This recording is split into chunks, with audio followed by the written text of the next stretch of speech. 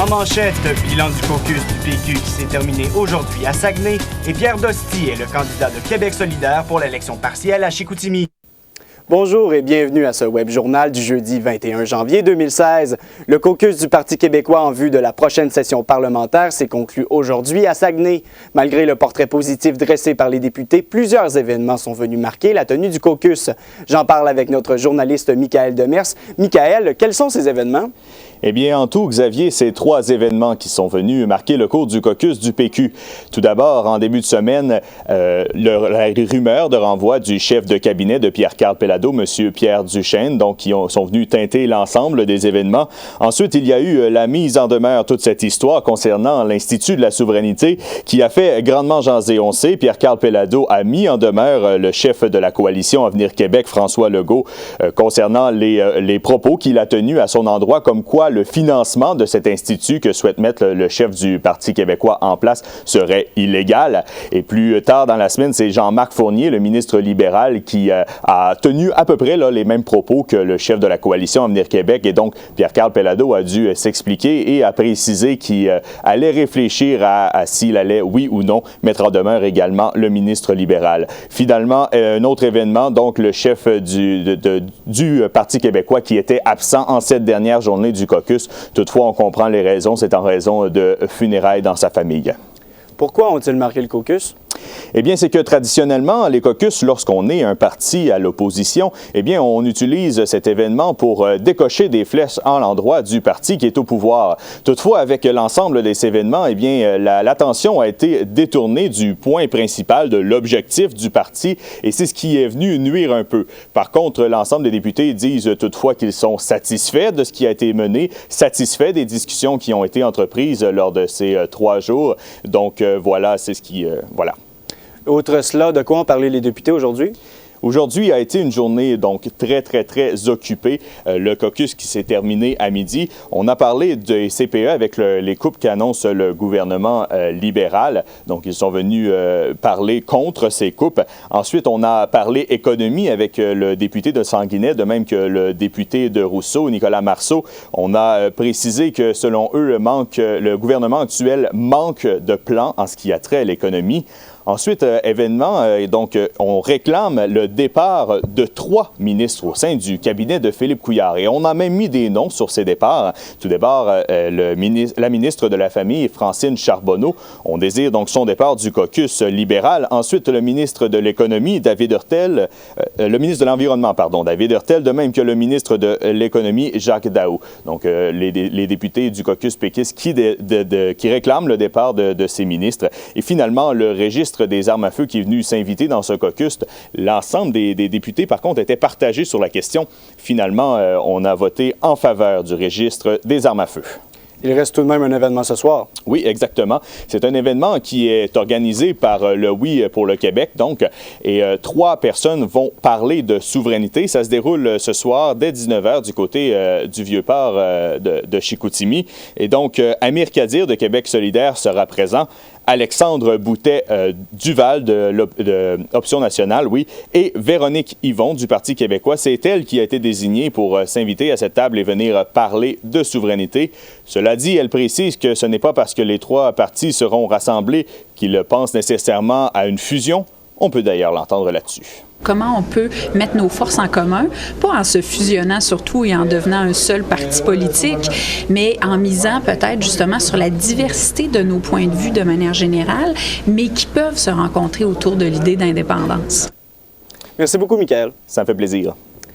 En marge du caucus du Parti québécois, le porte-parole de l'opposition officielle en matière de finances, Nicolas Marceau, a présenté ce matin un dur portrait de l'économie québécoise. Selon le député, le gouvernement libéral est en partie responsable de la situation économique difficile. Émile Brassard, comment M. Marceau juge-t-il la situation économique? On juge la situation économique morose et inquiétante. On ciblait entre autres le PIB en octobre qui a reculé, la croissance économique revue à la baisse du dollar canadien n'a pas augmenté le taux d'exportation, la faible création d'emplois. Et tous ces mots, Nicolas Marceau les attribue au président du Conseil du Trésor, Martin Coiteux. Alors la vision dogmatique de Martin Coiteux a eu le dessus sur des idées qu'on pourrait avoir quant au développement économique du Québec. Le responsable de l'économie au parti d'opposition croit également que le gouvernement Couillard n'a pas de plan pour stimuler l'économie, critiquant au passage l'austérité libérale. Mais M. Marceau n'a pas non plus défendu l'idée de faire des investissements gouvernementaux pour stimuler l'économie, comme compte le faire le Parti libéral du Canada. Là, à l'époque, aujourd'hui, j'ai pas tous les éléments en tête pour vous dire comment on va résoudre précisément le casse-tête. Je vous dis juste que c'est faisable. Nous, on a à faire une recette pour démarrer l'économie du Québec. C'est quoi leur recette? C'est ça que je suis en train de vous dire, là.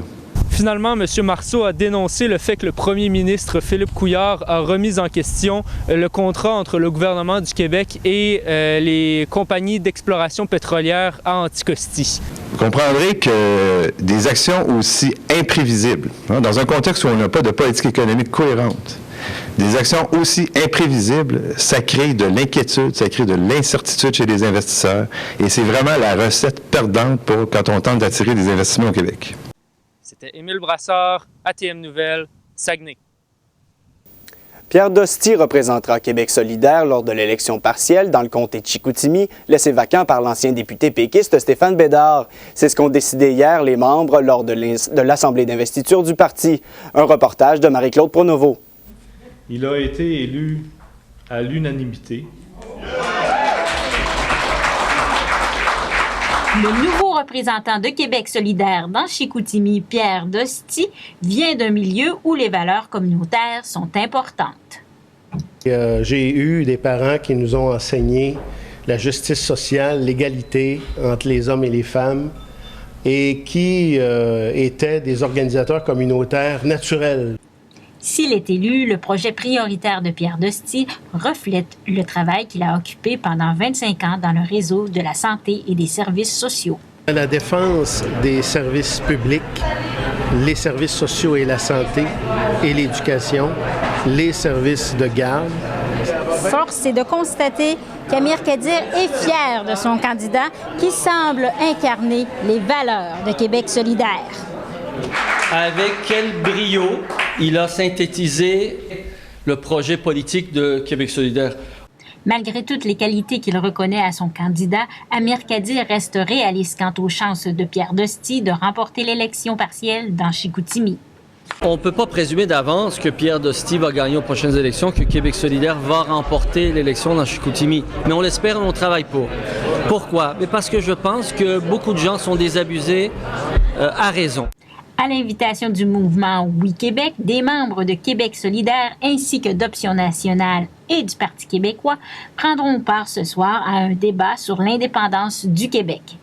Marie-Claude Pronovo, ATM Nouvelles, Saguenay.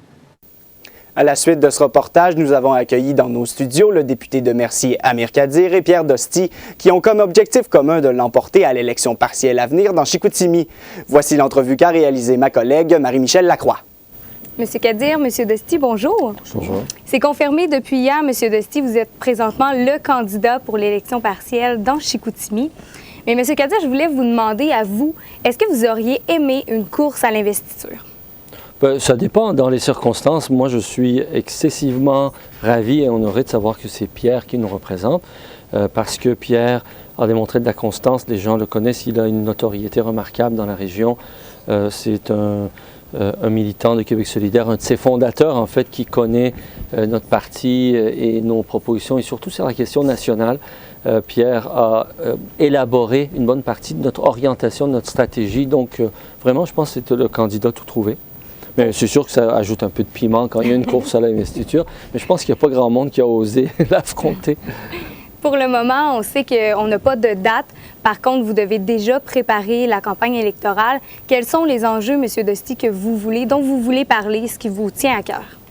Un enjeu qui me tient beaucoup à cœur, c'est la préservation de nos services publics, que ce soit les services de santé, services sociaux, éducation, les services de garde et l'ensemble des programmes sociaux qui sont gravement menacés actuellement par des mesures d'austérité. Et je me demandais aussi, parce que quand on parle d'enjeux, on vous entend assez rarement présentement parler de souveraineté. Est-ce que, M. Kadir, vous en faites toujours un cheval de bataille? C'est parce que depuis tellement longtemps, les principaux ténors souverainistes ont parlé de souveraineté de manière désincarnée. que moi je considère que ce serait une erreur de répéter la même chose. De toute évidence, les gens sont lassés un peu de ça, surtout quand on l'associe au déficit zéro du PQ, à la gestion provinciale malheureusement que plusieurs gouvernements souverainistes depuis quelque temps ont montré, qui n'emballent pas parce que les gens se rendent compte que les indépendantistes, quand ils viennent au pouvoir, ils font à peu près la même chose que les libéraux. C'est tout le temps à la grande majorité de payer pour les privilèges de quelques, je dirais, notables, de quelques élites très fortunées, les affairistes qui nous gouvernent malheureusement depuis trop longtemps. Donc, pour changer ça, nous, on veut illustrer la souveraineté dans les revendications, dans les luttes que mène notre société de plusieurs façons pour préserver nos services publics, défendre l'environnement, améliorer la redistribution de la richesse, contribuer à la prospérité par en bas, c'est-à-dire de bons emplois pour notre monde, de bons salaires, de bonnes conditions d'emploi. Et une fois qu'on a réussi à démontrer notre crédibilité de ce côté-là, bien, on le couronne avec notre projet de société d'indépendance. Donc, on veut renouveler le discours en renouant avec, si vous voulez, le combat social, parce que le combat pour l'indépendance du pays, puis le combat pour une meilleure qualité de vie pour nos concitoyens devrait aller ensemble. Parce que vous le savez certainement, Chicoutimi, ça a toujours été un château fort de la souveraineté. Depuis 1973, c'était le Parti québécois, donc depuis toutes ces années, ça a été occupé par le Parti québécois. Croyez-vous être en mesure, M. Kadir, d'aller chercher des votes, non pas chez le Parti québécois, mais vraiment dans le mouvement souverainiste? Bien, j'espère bien, parce que je pense que c'est une chance que le mouvement souverainiste devrait se donner. On a essayé le Parti québécois depuis très longtemps. Je pense qu'il faut sortir et le Québec et le mouvement indépendantiste du cul-de-sac dans lequel le Parti québécois, malheureusement, pas pour mal faire, mais à cause de décisions malheureuses de sa direction, ont entraîné. Et cette chance-là réside aujourd'hui dans Québec solidaire. Aux dernières élections, par contre, c'était très serré entre le Parti québécois avec le Parti libéral. Monsieur Dostie, avez-vous l'impression un peu que la souveraineté s'essouffle présentement au Saguenay-Lac-Saint-Jean? Je dirais que l'appui à une certaine vision de la souveraineté s'essouffle. Pourquoi? Parce que, comme le disait M. Kadir, la façon dont le Parti québécois a véhiculé le projet, en fait, c'est sans aucune stratégie pour clarifier de quelle façon on va accéder à l'indépendance. Paradoxalement, Québec solidaire est le seul parti qui a vraiment dans son programme une stratégie très claire d'accession à l'indépendance. On ne veut pas se présenter, nous, pour administrer la province de Québec puis attendre le moment opportun pour faire un référendum. Dès notre élection, on va enclencher la convocation d'une assemblée constituante qui est une façon de permettre à la population d'exercer concrètement sa souveraineté et de décider des institutions politiques qui vont devoir s'appliquer au Québec, ce qui est une rupture avec le régime actuel, monarchique, constitutionnel, etc., et qui est une façon d'inaugurer un nouveau pays. C'est une stratégie très claire. Faire des professions de foi envers la souveraineté et avoir aucun plan concret, ce n'est pas tellement responsable. D'autre part, nous pensons qu'il y a également 11 Premières Nations qui sont non seulement intéressées, mais qui sont aussi les premières intéressées par le projet de souveraineté qu'il va falloir partager avec elles. On sait, M. Kadir, vous dites souvent que vous êtes de gauche, vous êtes le seul parti de gauche au Québec. Est-ce que c'est justement ça qui vous différencie des autres partis qui se disent plus à gauche? C'est une manière de nommer les choses. Dans le fond, on ne demande rien d'extravagant, là. On demande de bons salaires pour nos travailleurs. On demande des services publics de qualité dont tout le monde rêve. On demande qu'il y ait une plus grande redistribution de richesses. Ça n'a aucun bon sens que juste une poignée de gens bénéficient d'autant de privilèges, accumule les richesses alors que le reste de notre population est étranglé par les taxes, par la hausse des tarifs et par des salaires et des revenus qui stagnent. Nous, on demande simplement une amélioration donc de la condition de vie de la majorité. Si être en faveur de l'intérêt de la majorité, des 99%, c'est d'être à gauche, oui, nous sommes à gauche. Mais dans le fond, c'est juste une manière de se repérer dans le spectre politique. Ça nous distingue de ceux qui veulent juste administrer les choses pour que les patrons, les grandes entreprises, ceux qui sont excessivement riches ne soient pas ennuyés et puissent continuer à faire des profits extravagants sans prendre leurs responsabilités. Et la première responsabilité en société, c'est quoi? C'est de payer ses impôts. Et présentement, si on regarde un peu les statistiques, M. Destier, en 2012, vous aviez 5 des voix. Il y a votre collègue Régent Godin qui avait eu 6,5 des voix. Rapidement, en terminant, vous, concrètement et réalistement, c'est quoi votre objectif pour l'élection partielle? Mon objectif, c'est de remporter une élection. Et on a des bonnes possibilités parce que nous ne voudrions pas, par exemple, je ne pense pas que la population soit intéressée à envoyer un député libéral de plus pour aller applaudir à la démolition de l'État actuel. Ça ne donnerait rien de plus à la circonscription de Chicoutimi. Et envoyer un autre député péquiste dans l'opposition au moment où le Parti québécois se cherche, je pense que c'est inutile. Envoyer quelqu'un qui va véritablement défendre les intérêts de la majorité, qui va défendre l'intérêt général au lieu des intérêts particuliers, qui va défendre le développement économique et social pour la circonscription et pour la région, qui a aussi une carrière d'intégrité et de dévouement derrière lui. Je pense que la population va faire le choix. Monsieur Destier, Monsieur Kadir, merci beaucoup et on va suivre la campagne avec beaucoup d'attention. Merci, madame. Merci. Des carrossiers seraient mis à pied selon l'entente de principe entre le syndicat démocratique des employés de garage et la Corporation des concessionnaires automobiles de la région. Des extraits de la réunion enregistrés à l'insu ont été diffusés sur les ondes de Planète Radio. Le président du syndicat, Georges Bouchard, désire absolument que la nouvelle ne sorte pas avant que les membres se rencontrent samedi au sujet de l'entente. Les employés en lock-out pourraient être de retour au travail lundi après presque 3 ans de conflit si la décision est entérinée. Le ministère des Affaires municipales a autorisé Saguenay à intégrer le Centre local de développement à Promotion Saguenay. Le maire Jean Tremblay en a fait l'annonce ce matin via une vidéo sur Ville en action. Saguenay avait adopté une résolution à cet effet en mai dernier et attendait une réponse du gouvernement quant à la légalité du transfert. La Sûreté du Québec a perquisitionné hier près de 900 comprimés de méthamphétamine, un plan et 12 grammes de cannabis, ainsi que de l'argent comptant dans une résidence de Dolbeau-Mistassini. L'enquête qui a duré quelques semaines a permis de procéder à l'arrestation d'un homme de 31 ans. L'individu pourrait faire face à des accusations de possession de stupéfiants, de recel d'argent et de production de cannabis. Il comparaîtra prochainement au palais de justice de Roberval. Des rapports devraient être déposés aujourd'hui dans le dossier de David Lidvac, accusé d'agression sur un prêtre de la cathédrale de Chicoutimi. Son avocat n'était cependant toujours pas présent en cours aujourd'hui. Marie-Pascale Fortier, vous étiez au palais de justice de Chicoutimi aujourd'hui. Où en est le dossier de David Lidvac?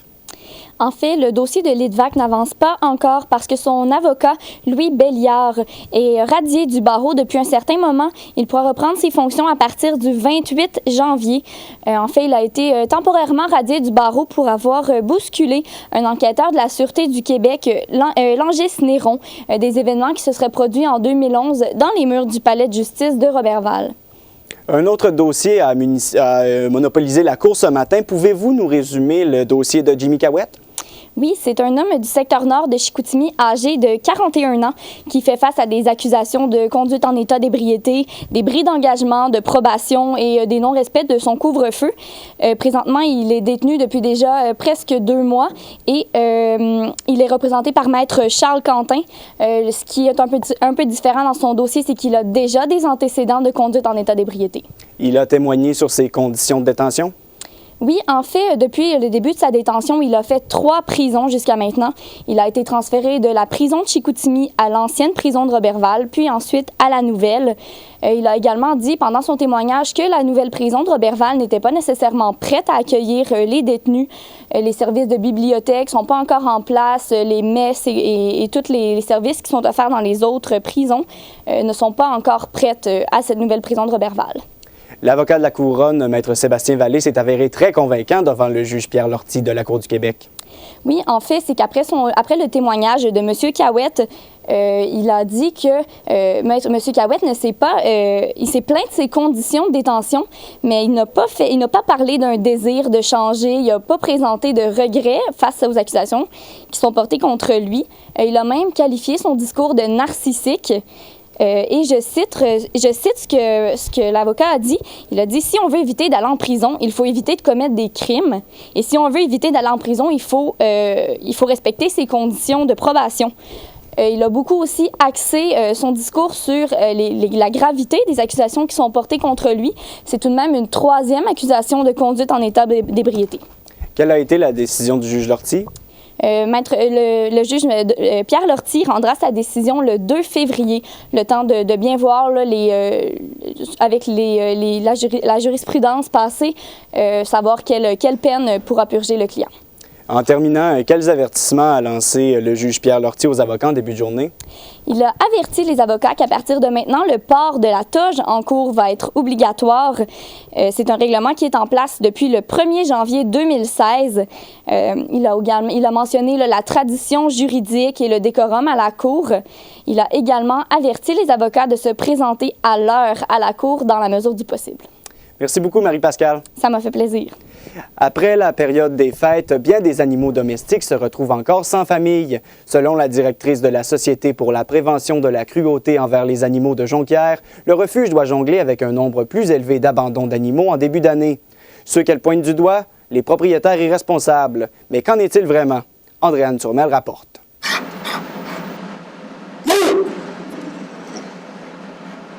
D'ici à la fin du mois, ce seront environ 120 animaux qui se retrouveront à la SPCA sans famille.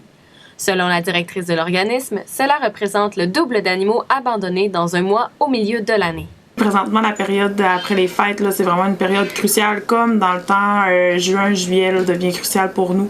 Il y a énormément d'abandons. Souvent, les gens vont adopter avant Noël en se disant que c'est une bonne idée. Par la suite, ils vont venir nous les porter. De son côté, la propriétaire de l'animalerie Sagami, Guylaine Langevin, affirme qu'elle vend surtout des poissons et des oiseaux durant les fêtes plutôt que des chiots et des chatons.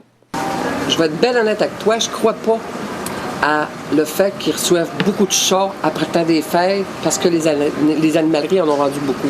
La propriétaire de l'animalerie suggère que ce sont surtout des animaux déjà adultes qui sont envoyés au refuge. C'est-tu parce que c'est froid, ils voient des chats qui sont dehors, ça leur fait pitié, ils ramassent des chats puis ils vont les porter à SPCA. C'est plus ça que les animaleries vendent plus de chats, puis là, les gens font pas attention puis ils donnent. Madame Brassard soutient que le grand volume d'animaux qui arrivent après les fêtes force une gymnastique financière importante pour l'organisme. Maintenant, là, la SPCA Saguenay, on est pleine à craquer côté chat. On a une problématique là, pour nos locaux. Faut agrandir par l'intérieur pour trouver de la place à nos petites bêtes. De plus, Stéphanie Brassard rappelle qu'il y a plusieurs choses à savoir avant d'adopter un animal. Elle vous rappelle donc les points les plus importants. Les gens sont pas nécessairement conscientisés que l'adoption d'un animal, c'est pour une vie. Donc, c'est à 10 à 15 d'années. Un chat, un chien, ça a des besoins primaires. Il faut le nourrir, il faut s'en occuper, il faut le sortir, il faut faire sa litière. Donc, est-ce que la personne est prête à tout ça, à cet engagement-là? Même si elle gère un commerce, Mme Langevin n'a pas peur de perdre une vente pour s'assurer du bien-être futur d'un animal. J'ai déjà eu des doutes. Puis je me suis organisée pour ne pas le vendre, en disant qu'il était réservé, ou tu sais, toujours une façon polie de dire aux clients, tu sais, je veux pas y vendre, mais tu peux pas dire non, je te le vends pas, tu n'as pas le droit. Écoute, tu as des gens qui sont négligents envers des enfants. Comment tu veux que tu n'aies pas de gens qui soient négligents envers des animaux? Au final, selon les spécialistes, le plus important pour le bien-être des animaux, c'est la prévention qui se fait avant leur adoption. Andréane Turmel, ATM Nouvelles, à Saguenay. Dans le cadre de la Semaine pour un Québec sans tabac, la Société canadienne du cancer a de nouveaux outils disponibles pour les gens qui souhaitent arrêter de fumer. Et ce, en marge avec la publicité Fumer, souffrir, mourir, diffusée sur les ondes de différents réseaux de télévision. Alexandra Lepage, bonjour. Bonjour. Où se situe le Saguenay-Lac-Saint-Jean comparativement au reste du Québec? Selon Virginie Gagnon de la Société canadienne du cancer, le Saguenay-Lac-Saint-Jean, dans les gens de 20 à 34 ans, aurait 39 % de fumeurs comparativement au reste du Québec qui serait à 28,9 %, donc c'est 11 % de plus que le reste de la province. Elle parle surtout d'habitudes. On peut l'écouter à ce sujet. Je ne sais pas si c'est au niveau des habitudes culturelles qui sont encore un petit peu à changer, là. Mais c'est ce qu'on remarque, là, que souvent au niveau des régions ressources, on est un petit peu plus élevé là, comparativement à la moyenne. Est-ce que le tabagisme est en hausse? Il n'est ni en hausse ni en baisse selon elle encore. Elle croit que c'est vraiment une question de nouvelles technologies. On peut l'écouter encore à ce sujet. Des nouvelles habitudes aussi là, qui apparaissent. Là. On peut penser entre autres à la cigarette électronique là, qui est en train de faire son entrée aussi là, dans la région. Et Alexandra, beaucoup de cancers sont reliés au tabagisme. Oui, on compte 30 des cancers qui sont reliés à fumer une cigarette. Le plus répandu est certainement le cancer du poumon, mais il y a aussi d'autres cancers que les risques sont élevés lorsqu'on fume. On peut penser principalement au cancer du sein, mais aussi à d'autres cancers. Elle s'explique à ce propos. Il y a beaucoup d'autres types de cancers qui sont reliés au tabagisme, là, qu'on peut penser cancer de la gorge, cancer de l'œsophage, mais le tabagisme aussi augmente certains types, il augmente le risque au niveau de certains autres cancers, là. À quoi ressemblent les outils fournis aux gens qui souhaitent arrêter de fumer? On pense principalement à la ligne d'écoute 24 heures sur 24 pour les gens qui souhaitent arrêter de fumer. Mais il y a aussi un nouvel outil qui a été mis en place, le smart.ca. En fait, c'est un service de message texte pour aller rejoindre les plus jeunes. Comme on le sait ici au Saguenay, c'est eux qui fument le plus. Donc, considérant ça et que les jeunes préfèrent texter que appeler. Ils ont mis ça sur place. De la façon que ça fonctionne, on s'inscrit sur le smart.ca et on reçoit des messages textes d'encouragement pour arrêter de fumer. Et une personne qui ressent le besoin de fumer peut envoyer elle aussi un message avec différents mots-clics qui lui sont fournis et elle va recevoir un message par la suite pour ne pas qu'elle fume la cigarette qui lui fait tant envie. Merci beaucoup, Alexandra. Ça fait plaisir. Le porte-parole du Parti québécois en services sociaux et santé publique, Jean-François Lisée, affirme que puisque la réduction des prestations des assistés sociaux admis dans des centres de désintoxication était toujours en vigueur, plusieurs refuseront de s'y rendre pour être soignés. Le gouvernement du Québec a annoncé hier l'octroi d'une subvention de 6 millions au centre de traitement de la province. Depuis le 1er mai, les patients bénéficiant de l'aide sociale voient leur chèque passer de 747 $ à 200 $ par mois. M. Lisée a ajouté que le gouvernement a encore beaucoup de travail à faire pour réparer ces dégâts. Les cabanes à pêche pourraient être prêtes à installer au village sur glace de l'Anse-Saint-Jean dès cette fin de semaine. C'est ce qu'affirme le porte-parole de l'Association de pêche blanche de l'endroit, Cynthia Raté. L'épaisseur de la glace est de 11 pouces et demi, alors que le village demande au moins 12 pouces pour permettre l'installation des cabanes. Des 8 villages de pêche blanche, seulement celui de Rivière-Éternité a procédé à l'installation de cabanes lundi après-midi. Le Grand Tintamarre de Tadoussac est présentement en période d'inscription. Le festival qui mélange musique et art visuel en sera à sa 5e édition l'été prochain. Mon collègue Étienne Paré a rencontré le coordonnateur adjoint et directeur des communications de l'événement, Philémon Beaulieu. Philémon Beaulieu, bonjour. Oui, bonjour.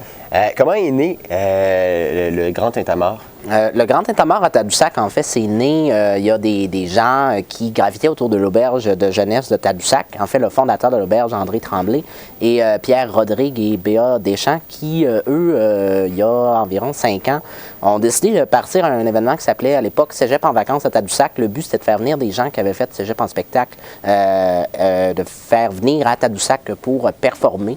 La fin de semaine, juste avant le Festival de la chanson de Tadoussac, qui est comme le gros festival à Tadoussac. Et puis, ils ont fait ça une année. Ça a quand même bien été. Il y avait quand même un peu de personnes. Il y a quand même plusieurs artistes qui se sont déplacés. Et un an après, les gens là, qui ont parti de cet événement-là se sont un peu rendus compte qu'ils n'avaient pas le temps de l'organiser. Donc là, ils sont allés chercher mon ami Alexandre Bédard, qui, lui, à ce moment-là, venait juste de se créer une boîte de prod dans le milieu musical, là, dans le milieu événementiel, qui s'appelait La Plug Production. Et dans le fond, Pierre Rodrigue, qui connaissait Alex, lui a proposé de reprendre cet événement-là, qui s'appelait à l'époque le Cégep en vacances. Et puis, là, Alex est venu me chercher. Et puis là, on a comme repris cet événement-là et on s'est dit, on trouve que le nom, c'était un peu limitatif, là, Cégep en vacances. On a décidé de renommer ça le Grand Tintamarre à Tadoussac dans le but d'arriver à attirer peut-être pas juste des gens du Cégep, mais des gens à l'université aussi. Ça, maintenant, ça fait 4 ans? Oui, ça fait 4 ans du Grand Tintamarre. Parfait. Et là, à quoi on peut s'attendre à l'édition 2016? L'édition 2016, c'est sûr que nous, l'idée, c'est que c'est vraiment 3 soirs de musique, là, en général, là, de 5 heures du soir jusqu'à 3 heures du matin. Puis il y a parfois là, des événements durant la journée, là, le vendredi et le samedi. Et dans le fond, là, il y a à peu près une trentaine de bands de musique. Puis il y a aussi des artistes d'art visuel là, qui viennent faire des performances ou du land art ou présenter des films aussi dans certains cas. Là. Donc, c'est un gros party. Est-ce qu'il y a des noms qui sont déjà confirmés concernant la programmation? Non, il n'y a pas de noms confirmés. Là. En ce moment, dans le fond, là, depuis lundi, on est en période de recrutement pour les bennes. Nous, on lance un appel de dossier. Donc, les bennes qui veulent s'inscrire peuvent remplir en visitant le site Internet legrandtintamar.com. Puis là, il y a un formulaire qu'ils remplissent. Ils disent, dans le fond, leur disponibilité. Ils disent c'est quoi leur projet. Puis nous, à partir du 1er mars, on va s'asseoir en équipe. Il y a des critères assez quand même serrés là, pour s'inscrire, je pense. Oui, bien quand même. L'idée, c'est que c'est 50% d'étudiants pour les projets. Donc, c'est sûr que si tu es un Ben et que tu as juste du monde qui ne sont pas aux études, ben ça ne marche pas, là, malheureusement. L'idée, c'est que c'est vraiment, faut que ça soit étudiant. Puis un band professionnel aussi, vous attendez? Oui, c'est ça. Il y a toujours à chaque année là, ce qu'on appelle un porte-parole, là, qui lui est un artiste un peu plus établi, qui va être cette année. Là. Pour l'instant, c'est pas confirmé. En tout cas, c'est pas annoncé. On va l'annoncer le 1er avril en tant que tel. Donc, les autres années, là, il y a eu The Steady Swagger, qui est un groupe de folk, Robert Fusil, Z et ses disciples, et puis Tintamar aussi, là, qui ont été le porte-parole. J'aimerais que vous me parliez du volet cinématographique. C'est un volet qui a été ajouté l'an dernier, ça? Oui, effectivement. C'était la première année que ça a été installé. Il y a eu des films qui ont été présentés durant la journée. C'est à peu près 1 heure de films qui provenaient d'un peu partout.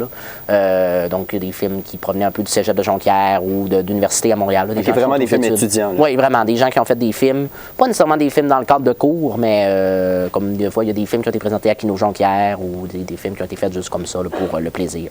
Vous avez décidé vraiment de répéter l'expérience parce qu'il y avait un grand intérêt? Oui, bien, c'était quand même le fun. Je veux dire, l'idée, c'était de ramasser des films, puis je pense que les gens ont apprécié. Là. Parfait. Sur l'événement Facebook de l'édition 2016 a été créé cette semaine. Oui, effectivement. Il y a déjà plus de 200 personnes, en fait, qui sont intéressées à l'événement. Oui. C'est quoi votre objectif? Bien, nous, c'est sûr que l'idée, là, c'est au moins d'avoir 1000 à 1500 personnes sur les 3 jours. C'est ce qui ressemble à l'année passée? Oui, c'est ça. L'an dernier, c'était à peu près ça.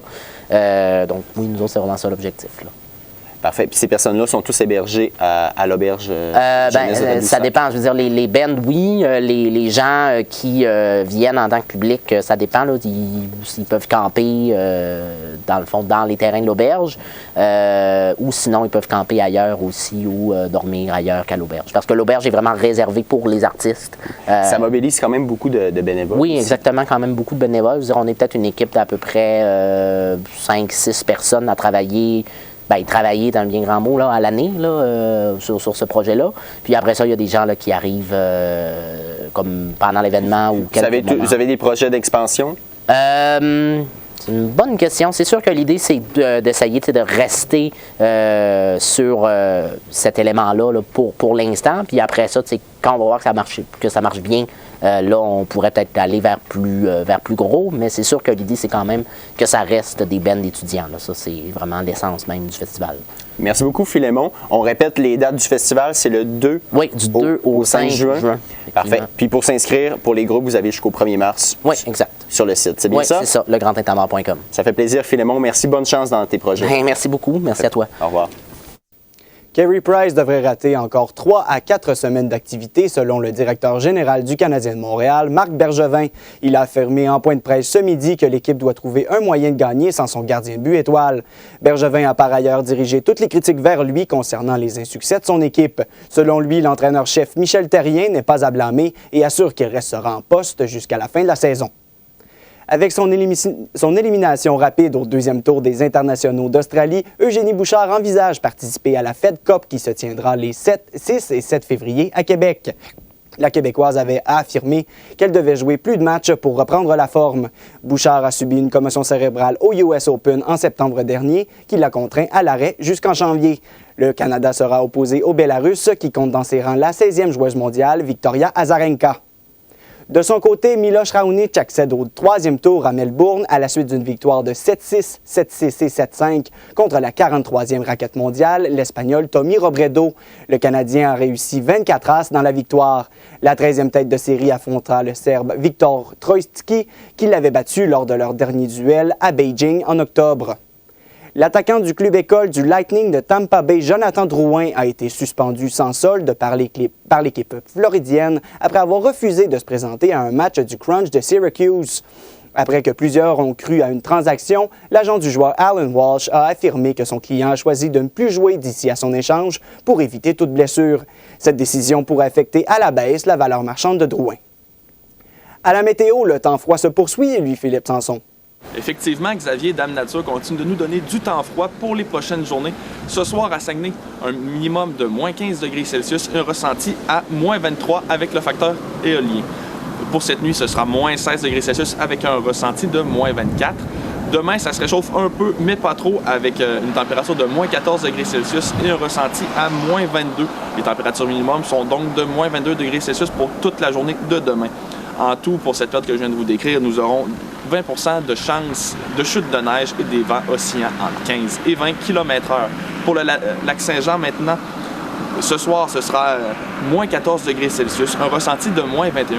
Demain en journée, ce sera moins 13 avec un ressenti de moins 21. Le minimum se situe à moins 21 avec des vents de 15 à 20 km/h et des chances de précipitation de 20 %. Donc, si vous devez vous aventurer à l'extérieur, veuillez prendre tuque, foulard et gants. Ce sera très confortable ainsi. Merci beaucoup d'avoir été des nôtres. Bonne fin de soirée.